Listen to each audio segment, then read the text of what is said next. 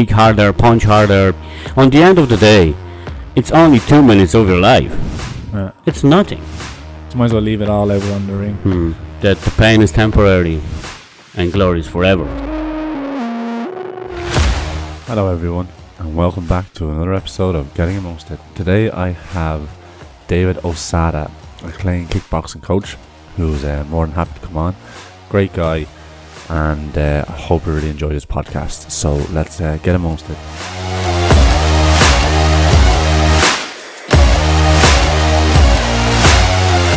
Hi David. How you doing? Thank you for doing this. This is a world where I know absolutely nothing about, so thank you again for coming on. So actually, let's just start off with a very simple question: is that why did you even get into kickboxing in the first place? When I was young, there were movies with Bruce Lee and things like that. So I always wanted to learn a self-defense and to be a fighter, like, you know. So then I started with karate when I was 11 around for a few years in Poland. Then I did a little bit of boxing. Then I stopped for probably 10 years, and when I came to Ireland, I'll start training again, and I went into K1 and kickboxing. You know, Kickboxing was your first love of martial arts. Yes. Yeah, because is that because you fell in love with throwing kicks over punches, or both? Both. Very good, very good. So so you've been actively training in kickboxing and coaching for how many years now? Oh, around 15 years. 15 years in Ireland, yeah. So since I'm in Ireland, yes. What's the grading system of kickboxing? Usually, there are belts like in karate and everywhere, from white belt up to a black belt. Where did you go with the karate? How far did you go? I had a green belt in karate. White, green, white, blue, orange, green, I think. and then black. Yeah, and then then there's brown, and then it's black. Brilliant. I'm black belt in kickboxing. Okay. So what has kickboxing taught you so far? Respect. Yeah. Would that be the number one thing? Oh yeah. So of course, that would be like respect, discipline, yeah. control. Yeah, as well. Yeah. You can control yourself. You know, even when you're outside and something is going on, you're just gonna turn and you're gonna go home because you don't want to use it outside. Plus, if you will, you know what you're doing. Usually, those people are drunk and looking for, I don't know what. Yeah. You know, after a few drinks, you think you're Mike Tyson, you know, until you get a punch and you're not. You know what I mean? Very deadly. So there's no point. You know what I mean? Like, why would you do that? Yeah. And why? What caused you, or why did you want to go into coaching? So most people just learn their craft, learn their trade, and yet you took the step of passing on your knowledge. What caused you to go ahead and try that? I was always padding lads, you know, and I always like it. I know how hard it is to get fit and how hard it is to fight. The commitment side of things. Commitment side, yeah. It's 24/7. It's 7 days a week. There's no breaks. There's nothing. It's hard work. So I had good few injuries in the meantime, you know. What type of injuries did you come across for yourself? Yeah. What? Well, obviously would have been. I had a back problem. Okay. After a good few years. I had arms injury, knee, but everything is grand, you know. If you're still training and you are fit, there should be no problem. But what I'm afraid, if I'll stop it, then do you find I'll that? Yeah, do you find that your body, if you're not moving and you're not being mobile, that your body starts to seize up? Yeah, become stiff. Yes, happened. Really? I wasn't training for good, probably 3 or 4 weeks. I just needed a break, like everyone from everything. Yeah. And Jesus Christ, no, that was really bad, you know. Like a plank I said of wood. never again, yeah. I won't do it again. So you're training, so you're now, unfortunately, you're a little bit older. So so do you, when you're training more, do you just more kind of do it for a routine, light session type training, or do you think do you still go as hard as training that you did in the previous? Oh Jesus, I'm not even going 20% of what I used to do. Just keep moving. Oh, just keep moving and helping lads to train, you know. Show them how to do it, what to do, spar them a little bit, because some guys are too good for me, so I won't even try, you know what I mean? You won't mention names either, don't tell them who they are. Brilliant.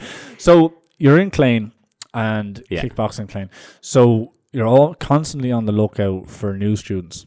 Yes. So how do you approach new students coming into a gym that would have a lot of fear, anxiety, kind of afraid of getting their head kicked in? Oh yeah. Do you have a program for them as they go along? It depends of who's coming. You can see if people are afraid or not. Usually 80% of people are afraid of that they're gonna get punched and kicked. So we always talk to them on the beginning and tell them what's gonna happen and how it works. That you won't get punched and kicked. It's a no contact sport if you're doing just for fitness. Okay. Do you know what I mean? If you want to train, you can hit the pads, boxing pads, you kick shields. There's no problem. It's not that because you came to train you have to be a fighter. No. Yeah. I would say from 400 people, if you have 4 fighters, you'll be happy. Really? That's the ratio? Oh yeah, that's the way it is. People are doing it for fun. Some people think, oh yeah, I can be a fighter, I'll be great, No. Really? And you can spot? Oh yeah. Yeah. Okay. You can see it, Yeah. So okay, brilliant. So let's get into the actual kickboxing matches themselves. So in Ireland, is there a different structure for different types of kickboxing tournaments, or is it like or is it always K1 in Ireland? No, there's only a little bit of K1. Okay. K1 is low kicks and knees to the body and head for pros. Okay. Kickboxing is different. Right. Then there's Muay Thai as well. I think Ireland is more Muay Thai background. Like the standard of Muay Thai in Ireland is very high. Right. So all those guys trying to fight in Muay Thai and then they train in K1. So if you're going to a show, there's usually K1 and Muay Thai fights in it. Okay. And that's how it looks. Stuff. So in so the averaging of rounds we were talking earlier was 3 2-minute rounds. 3 2-minute for rounds. Amateurs and 3 3s for the pro. I'm going to ask a really stupid question, but I tend to do that on this podcast. But is 2 minutes enough per round, or could fighters go a little bit extra, 2.5 minutes, 3 minutes round, or is 2 minutes? If you're stepping into the ring, there are people around, adrenaline, your nerves, and everything. Sometimes 2 minutes, it's too much. Really? Oh my God. Jesus, yeah. You won't even know that, that I would say 40-50% of your cardio will go before you started.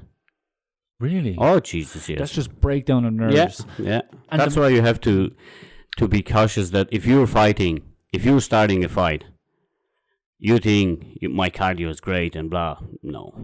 And the more exposure students or fighters get to that, does that matter in the sense the cardio will still actually deplete, regardless? Oh no, everything comes with experience. Yeah. Then you know that you get nervous or you won't be nervous at all. Yeah. That depends of.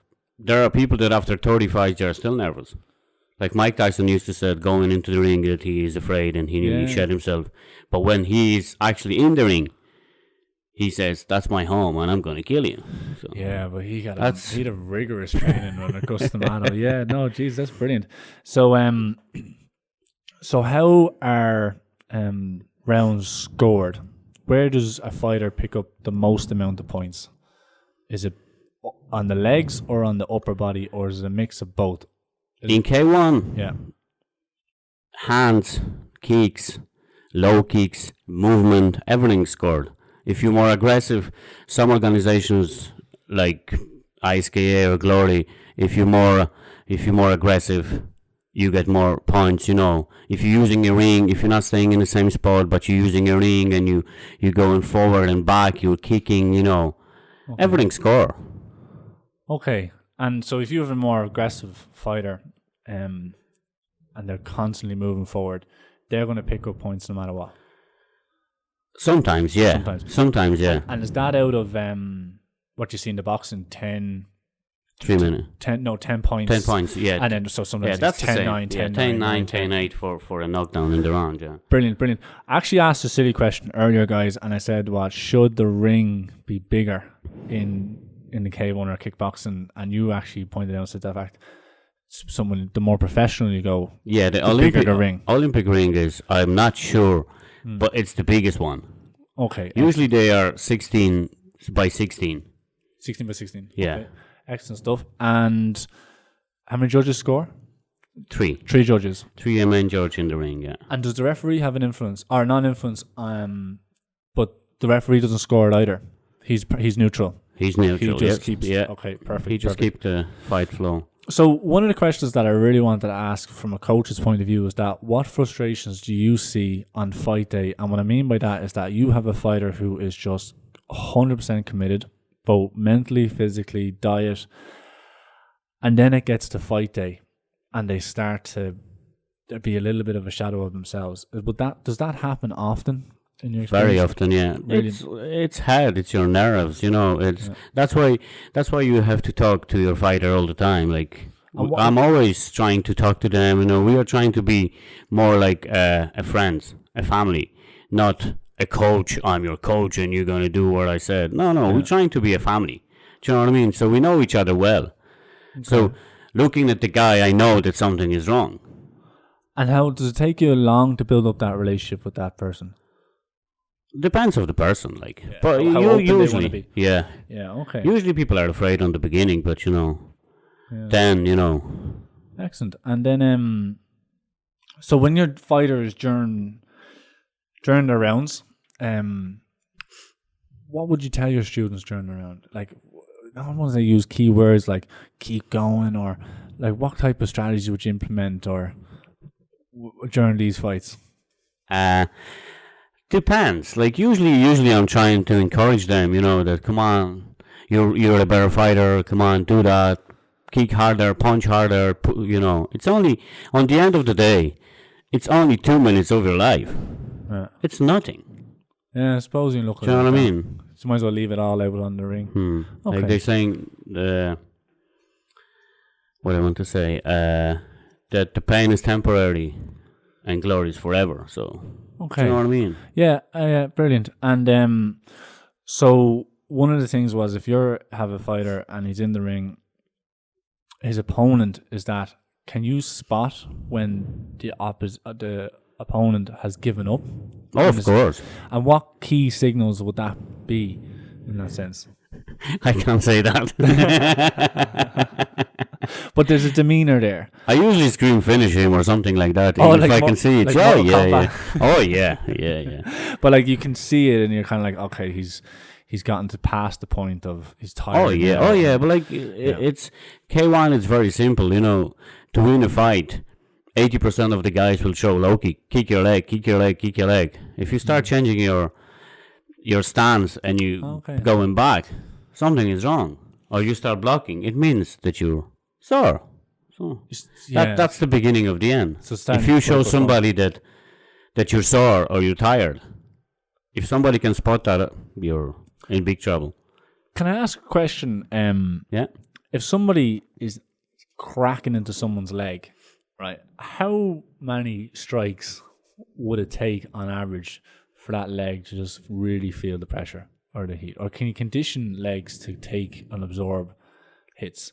What we're doing, we usually doing loads of shin guards, gloves as well, and conditioning your legs. So we just kick our legs.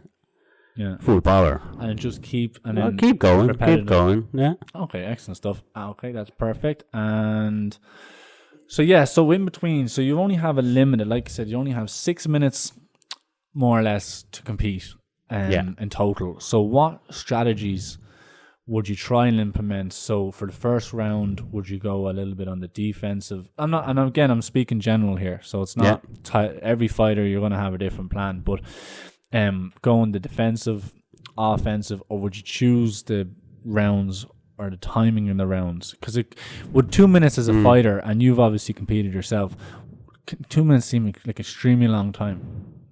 sometimes it's long, sometimes it's short. Depends. Yeah. You know. And what the difference is that if you've an open fight where two lads are just going completely nuts at each other, to the fighter, could that still feel like a long round, or geez, that actually flew in? It depends. I think usually if your cardio is good, it'll fly. But if you're fighting with yourself, you're not fighting with the guy, but you're trying to survive because your cardio is bad, or you did something stupid a few weeks before, like good few drinks, and then thinking that, you know, it won't affect you. Then it's the longest 2 minutes of your life. Yeah. So for like lads who can't run, like I have a terrible cardio system, so like Jesus Christ, yeah, I can imagine 2 minutes will be torturous for me. But you do pick. So like you actually mentioned it earlier, offline as well, as that I said, when you try and implement homework on your opponents, and everybody comes with a different plan. So you'll have a plan to take on this fighter, and you'll coach your fighter and say, look, maybe hit his weaker leg first. But then that other guy, so how quickly does your fighter adapt to the changes? Or do you plan, say like, okay, plan A, plan B, or plan C? Or do you even play it by the rounds? Or no, usually I will look at the guy, but we won't get ready for him, like, you know, because you never know what's going to happen. You know, if there's a pro fights, some guys are fighting every 2-3 months. They are still training. So they're improving. So they know the bad points, you know, and then going to train that. You know what I mean? Oh, yeah. Or if my fighter is going forward and the other is going back, then it's a different game, you know. So the other coach will get ready for my fighter, and I'm getting ready for his fighter, and then who knows what's going to happen. Okay. Like, you know, if you're going to get a punch, plan gone. There's no plan. So plan B is to win the fight. Yeah, okay. It's very simple, isn't it, really? Because you can get bogged down in details and strategy and tactics. Yeah, just throw more punches and kicks. Throw more punches. Then you're going to win. Did you get score points, actually, if for missed? No. So you ultimately, you have to hit the target. So like, don't really see that stat where more punches thrown and then more punches landed. Oh yeah, but only landed punches are scored. Plus, the judges will look at the defense as well. So if you're moving your body, you know, you're scooping punches, you're stepping back, everything's score. Okay. You know, so. Okay. So perfect. So, once the fight is over, when do you put your fighter, say to them, when can they compete again? Do you have like a cooling off period of a month, 2 months? For amateurs now, usually amateurs fighting every 2 or 3 weeks. You know, you have all the protection, shin guards, helmet, you know, so usually nothing will happen. If something happened, you get a week or 2 weeks off. You know, I will talk to them if they feel bad, if you're still sore, just stay home, go for a run, do something else. You can still do something else, like, you know what I mean? You don't need to hit the bag and punch the bag, you know, you can go for a run, you can do a little bit of weights and stuff like that, you know. Okay. Stay active. Stay active, but but you think it's important that a fighter, be it amateur or professional, has a break? Oh, walk 100%, clear the head. Oh, you have to, like, you know, if you're there 24/7. We trying to train 6 days a week, like professionals 6 days a week, sometimes twice a day. Yeah, maybe 2 hour sessions and more. Oh yeah. Okay. Excellent stuff. And let's talk about the mental aspect of fighting.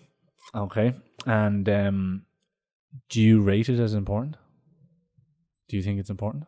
Very important, yeah. Very important. So, you mentioned earlier that with the cardio, if somebody's head, so you actually start off, you were to take someone completely amateur and they're building up to a fight or they want to compete for the first time, how do you kind of carve into their head and say, look, it's going to be okay, and to try and bring back or wind down the nerves? Well, usually what we're doing is we're sparring in the club, but then we are trying to go outside the club to spar guys with same experience, you know. Oh, so okay, so there's a network there. Oh yeah, oh jeez, yeah, there's excellent. Good few clubs that we are going to, and, you know, lovely people, so there's no problem. So we'll go and he'll spar, and then he know 50-50 that, it's not easy, that something might happen to me, or, or I might get hurt and stuff like that, But usually that's what we do. And, the main thing is to talk to them and tell them that, it's very dangerous sport. If you're a pro, or, because people are trying to kill you. You're trying to kill somebody, and somebody else will trying to kill you. Do you know what I mean? So the mental aspect of the game, so that will have an impact on the performance of the athlete. Oh Jesus, of course. If your head is not there, like if you're, let's say, it might happen to everyone. You had a bad day or bad week, or something happened in the family or somewhere. You're married and something happened. And then you're going to fight. If your head is not there, don't do it, because you're gonna get hurt. Really? Oh yeah. Okay, excellent stuff. So you actually kind of hit it there in the head, but like one of the questions asked is that how do you then start to train your fighters to overcome their fear and emotions?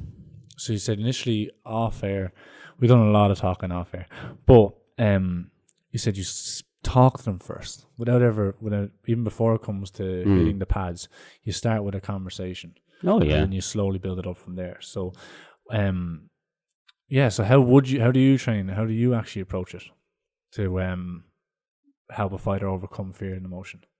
The main thing is that they have to believe in themselves. You have to know that you are good enough to fight. So if your coach won't train with you and won't spend time with you, do you know what I mean?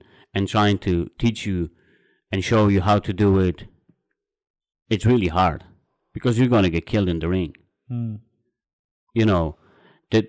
main thing is that you have to spend your time with the guy, talking to him, patting him, sparring him, everything. You have to go through all of it. There's no easy way to... Yeah, it's not just one aspect. Oh, no, Jesus, no. It's all of it. No, it's all of it. It's all in. Yeah. Okay, good stuff.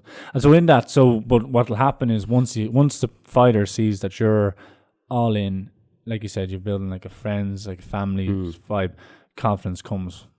Yeah, I always give 100%, and they will give 100% as well. And it goes back to what you're saying about respect. Yeah. Okay, excellent stuff. So then, say a fighter is actually competing now, he's in the ring, and how do you help to channel that aggression to a point where the fighter is thinking clearly and executing his moves? So if he's extremely aggressive and he's pissed off, and then you're like thinking, okay, this is exactly where I want you to be, but you're not thinking clearly for the going into the second round or third round. You're letting your emotions run. How do you bring them back? That's when I was talking about respect and stuff. If your fighter respects you, he's listening to you. If you will tell him relax, and start thinking, start using your brain, don't get nervous or pissed off, it always works. Yeah. Do you know what I mean? I always found that when you turn around and say when someone was pissed off and you tell them relax, they're like, fuck you, I'm not relaxing, I'm pissed off right now. Yeah, it's the worst thing, but it always comes back to respect. Of course, and that's the main thing. Yeah, that can kind of be, is that like a key word or oh yeah, where it's like, oh yeah, it pulls the fighter right back into being relaxed. Yeah, like on the end of the day, without respect there'll be nothing. Very good. Let's talk about outside the gym. So then we spoke about fighters who get trained up and now they can cause harm not saying to the general public, but what I mean by saying is that young guys and sometimes girls, they can become cocky, arrogant, there's alcohol involved, and they ultimately use what they've learned, not saying in your gym, but any gym. Yeah, that's very dangerous, yeah. And so do you say that from the get-go at every class? Oh, not every class, but whoever knew, they know me that, respect is the main thing. Respect yourself, respect the gym, and respect your coach. That's the main thing. If you have respect to somebody, you will never do anything stupid. And you have like a zero tolerance policy. Oh, zero, yeah. Yeah. And okay, excellent stuff. And so when you instill that discipline into young fighters, what I'm trying to wonder is that goes straight. I know you're saying respect. How often does that word get used in your gyms? All the time? No, sometimes only. People know that, There's no ego in the gym. There's no bullying. There's nothing in our gym. Like, we all a big family. We always laugh before we talk to everyone, Then we train hard, and then we talk again. Then we go home, and then that's how it works, And can you spot this type of... Oh, Jesus, of course, yeah. How? What gives it away? Even if somebody will come into the gym and won't say hello or anything, like, walking around like Mike Tyson or Arnold Schwarzenegger, oh, I'm a big man, look at me, I'm going to do this, I'm going to do that. No, you won't. Not in my gym, And you nip that in the bud. Oh, yeah, straight away. Excellent stuff. So when it comes to actually training, you train both guys and girls? Yes. How many on the ratio would you have between the two of them? Sometimes we had more girls than the guys. Yeah. Happens. Oh, yeah. Like, let's say there's 20 people and there was 12 girls training. So, usually if the girls will do something, they'll stick into it, Okay. And, well, see, my own experience is that I used to do a little bit of coaching, and I always found that girls were far more competitive than guys. Geez, of course. That's what you've noticed 100%. That before. Just sit down and watch a fight between two girls. Killer. Oh, Jesus, they're trying to kill each other. So I was saying, I know there's obviously the physical difference between men and women. Yeah. But when it comes to mentality and commitment, women are just their next level. Different league. Yeah. Really? Oh, league. Christ, yeah. Sorry, lads. Come on, lads. Lads, commit more, And listen to your coach. And what could women then, or do you have the girls in class? Are they sharing that technique that they use, or is it just something that's just naturally in women just to be more competitive? I think it's all about head, like, it's a different breed, I think, that they really want it. Like, if you tell a girl hit that punch and kick as hard as you can, she will. If you will say to a guy and you turn around, a guy will be like, oh, I'll wait. You know what I mean? Like, people are not training for me. Yeah. The biggest problem in every gym, I think, is that some people think that they are training for me. You're training for yourself. You're cheating yourself. You're not cheating me. Like, if I'll say do 10 kicks and you're going to do 9 or 8, you're just cheating yourself. Girls will always do 10. Or they'll die trying, Yeah, it's fascinating to see because it's just it is different. They're just fucking animals, like. It's like, oh my god, it's fucking crazy to see it, like. And why girls? Why do you think the ratio is higher for your not saying for your gym, but in general, like you'd have a lot more girls that come in? Are they more of the self defense, or just really just want to get? Yeah, I think it's loads about head. Women are different, and they are thinking a lot. There are a million things going on in the head that in the lad's head, nothing is going on. It's empty usually. Whatever we're thinking about food or something. They are thinking about a million things. Yeah. So what they're looking for is to go somewhere and hit and punch, to get tired and then go home happy. Do you know what I mean? That's what I think. That's good. Brilliant stuff. Do kickboxers start off, what I'm really trying to say is that when you're learning your first martial arts, is the vast majority of the people that they start off like you did with karate, and then they come and then transition into kickboxing, and then ultimately, in your experience, is that they want to go on to MMA? Yeah. Oh yeah. Jesus. Yeah. Loads of people. Yeah. Start, and I have few people that were boxing before, few that did karate as well, taekwondo, but they want more competitive sport that you can, really punch and hit somebody, so... Which was the best sport, do you think? Or all sport is good. But even one, like a martial arts, because there's so many different variations of it.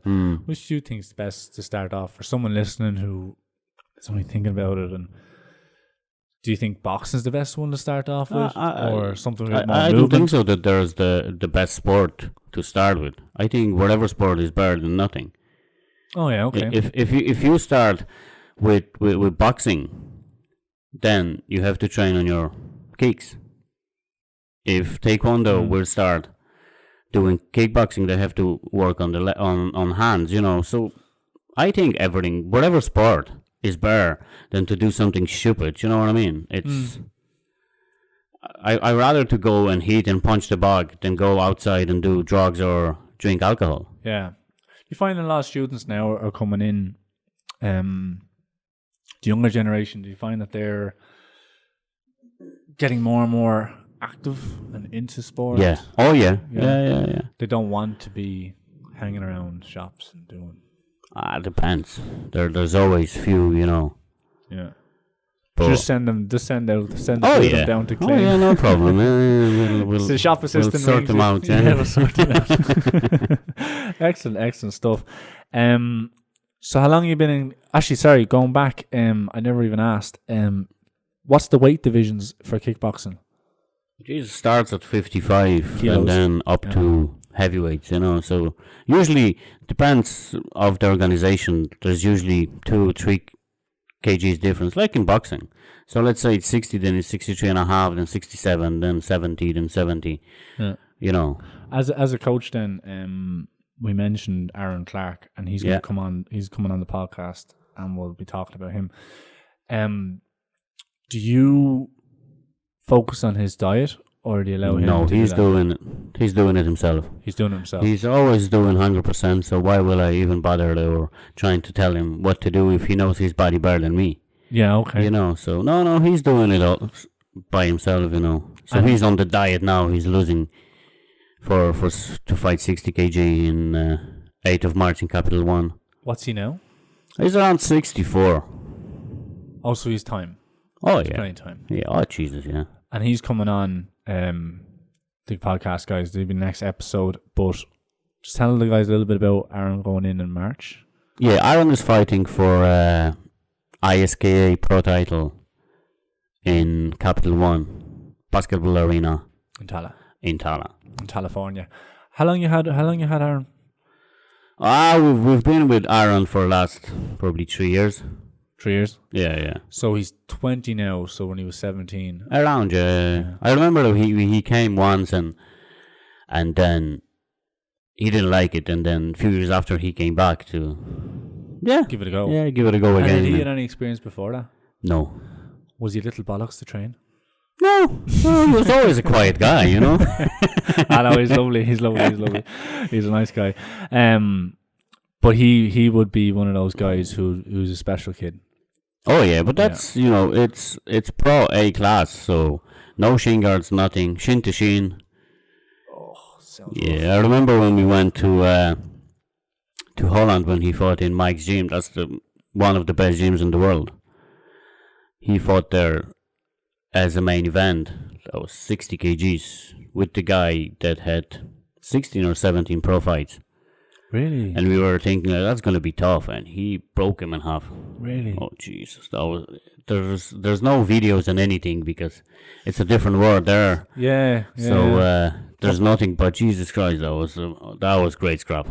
Yeah, because I remember my only ever experience was myself and the boss. We went to Thailand and we watched a Muay Thai. Oh my God! And my God, they had what was baffled herself the most was they had little kids start off, right? Yeah, it's crazy, and one kid they are pro. Yeah. They fighting pro. Yeah, and one kid just would start crying, and I'm like, oh God, I don't know what I've just booked here, And then it got the older, the seniors, and there was one guy. He was, I'd say he's about 5'6", 5'7", quite stocky. And then he was going against a thinner fella. Now my brain kind of thought, jeez, the size of these guys' legs. I think the fight lasted about 8 seconds. Your man just put one kick and just broke him in half. And what was initially started was she didn't want to go see it. She was like, oh no, I'm not going to see this. It's violent. Don't like it. So when you're in Phuket, you can just book a taxi, or no, you get a driver for a day, and he goes, "What's your plan tonight?" And we're like, "Oh, we don't really have any. We're getting blasted by the sun all day, like Irish. We just burn in the sun." So he goes, "Oh, well, there's Muay Thai fighting going on." And I was like, well, this is a lot better seeing Muay Thai fight than going and seeing a ping pong fucking show. No, so definitely, yeah. So I was like, I'm not going to see that shit. But she goes, "Oh, no, it's too violent, don't want to do it." So we walked into the stadium, no one there. And the man goes, "Oh, just choose your seats." So like, all right, I said, "Ruth, okay, you choose your seat there now and you tell me what you think." And she goes, "I don't really want to go to the front row. But let's go to the row behind." I think by the time it got to I'd say the 18-year-olds, she was well engrossed in the match. She's like, "Go on, kill him. That's women, yeah. Break him down." And I was like, Jesus, I just fucking have someone here right beside me who's extremely competitive, like, you know. And then I go, "Who are you going for?" And I was like, "I like the look of the guy in the white, and I like the look of," and she kicked off. But that was my first experience, and I was, it was quite baffling. It was quite really, really interesting. Yeah, that's the same. Just in Muay Thai, there's loads of clinch. In K1, there's no clinch. It's constant action. Go. Yeah. Am I right in K1? How with the type of kicks, straight kicks? Like, I'm right in saying again. Did you ever see that? I know there's a famous video out there where your man flips and cracks your man and knocks him out straight away. Because is it limited in professional with Aaron going in next month? Can he do any type of kick? Like an overhead. Any type of kick you want. Really? Yeah. I need to train him in a specific way I might have said Pacific wrong now, but in a particular way of doing certain kicks stronger, or to say like, okay, he has a good kick here. It's very rarely that an overhead kick would work, or where do you focus more on? Oh, well, all of the kicks are important, you know, so what we're doing, if we're doing pads, it's 100% all the time. So heavy kicks, heavy punches, 10 3-minute rounds, and he can go home, you know, dead. Excellent stuff. And the bone on the shin. It's quite sore, yeah. Yeah, but is it a strong bone? It is, yeah. It is. It can take a bit of. You can do a little bit of conditioning and stuff as well, you know, kicking the bag, or, you know, drink lots of milk. Yeah, I don't think so. That will help, but you can try. And excellent stuff. But you would always encourage people, if they're fearful, scared, anxious about coming down, come on down. Oh yeah, we're people think that fighters are idiots and bullying people and stuff like that. No, we are the same people like the others, you know what I mean? We just love something else. Somebody likes, I don't know, rugby, or somebody love to play Gaelic. We love to do that, and that's it. And we still is the it same growing? People like. Is it growing? Oh yeah, it's growing. Yeah, it's growing. Yeah, for a good few years, you can see that there's more gyms, there's more shows as well. Years ago there was only few shows. Now there are shows every few weeks. Even every 2 or 3 weeks, so... how many fighters per show? How many fights per show? Oh, Jesus, depends, probably around 20, 25 fights. Jesus. So it starts early in the afternoon, does it? Yeah, usually 5:30, 6 o'clock, and then up until 10, 11 o'clock. So it's always good crack, like. Yeah. Okay, excellent stuff. And, okay, brilliant. So, in Clane, how long have you been operating in Clane for? Over a year now. Over a year. Was it a good setup? Yeah. Okay, brilliant. The exact location, you're in the... Industrial Estate, Unit 7, where the boxing gym is, Clane Boxing Club. Perfect. And the days you're open for business? Tuesday, Thursday, and Friday at 7 o'clock. All levels. All levels? Yeah. Perfect. And how do people get in touch? Through Instagram, Facebook, or to ring me. Okay, guys, that's it. And David, I'd like to say thank you very much for joining. Are you welcome? Huge fan. I enjoyed it. You did? Oh, yeah. It wasn't too painful? No. Man. Perfect. Lovely. Actually, guys, one of the other things as well is that David just said was focusing on the technique and the head when it comes to kickboxing. Oh, yeah. Technique, head, and commitment. And the most important thing of all is the respect. Respect, yeah. Respect. Give respect, get respect, enjoy what you're doing. Look up Clayton Kickboxing, guys. Check it out on Instagram, Facebook. Hit David a private personal message if you have any questions or queries that we didn't get to. Oh, and remember, guys, we have Aaron Clark coming up. He's going for his title, ISKA Pro title. ISKA Pro title in March. The date is the 8th of March. 8th of March. Time will be... show starts around 5:30. And that's the basketball arena in Tala, guys, just off the M50. Biggest show in Ireland. Biggest show in Ireland for the time. Get there, get support, get likes, and let's get amongst it. And delighted to be talking to him. So tune in. I'll have that podcast up at some stage next week, and this podcast will be open next probably day or two. And be sure to tune in and have a listen. Thanks very much, guys. Bye now. Thank you.